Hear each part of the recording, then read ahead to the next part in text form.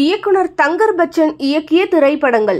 தற்போதுள்ள 2K கிட்ஸுக்கு தங்கர் பச்சன் என்றதும் பலருக்கு இவர் வட இந்தியாவை சேர்ந்தவராக இருப்பாரோ என்ற கேள்வி எழும். இந்த கேள்வியை தான் விஜய் நடிப்பில் வெளியான அழகிய தமிழ்மகன் திரைப்படத்தில் தங்கர் பச்சனும் அமிதாப் பச்சனும் அண்ணன் தம்பின்னு சொல்றாங்களே உண்மையா என்று நகைச்சுவை செய்திருப்பார்கள்.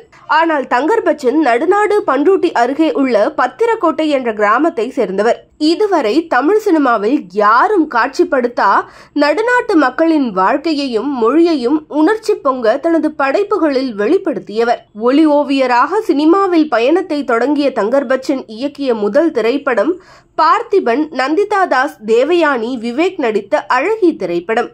இரண்டாவது திரைப்படம் சேரன். ரவி நடிப்பில் 2002ஆம் ஆண்டு வெளியான சொல்ல மறந்த கதை. மூன்றாவது திரைப்படம் பார்த்திபன். உமா நடிப்பில் 2004ஆம் ஆண்டு வெளியான தென்றல் திரைப்படம். நான்காவது திரைப்படம் தங்கர் பச்சான். நவ்யா நாயர் நடிப்பில் 2005ஆம் ஆண்டு வெளியான திரைப்படம் சிதம்பரத்தில் ஒரு அப்பாசாமி.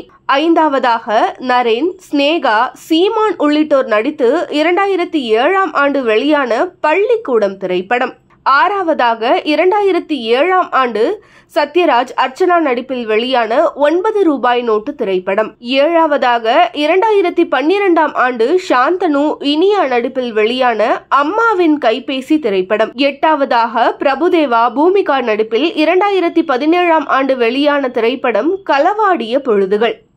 ஒன்பதாவதாக பாரதி ராஜா, கௌதம் வாசுதேவ் மேனன், அதிதி நடிப்பில் கடந்த 2023ஆம் ஆண்டு வெளியான கருமேகங்கள் கலைகின்றன திரைப்படம். தங்கர் பச்சன் இயக்குனர் அல்ல, எளிய மக்களின் வாழ்வியலை திரைப்படம் வடிவில் செதுக்கும் திரை சிற்பி.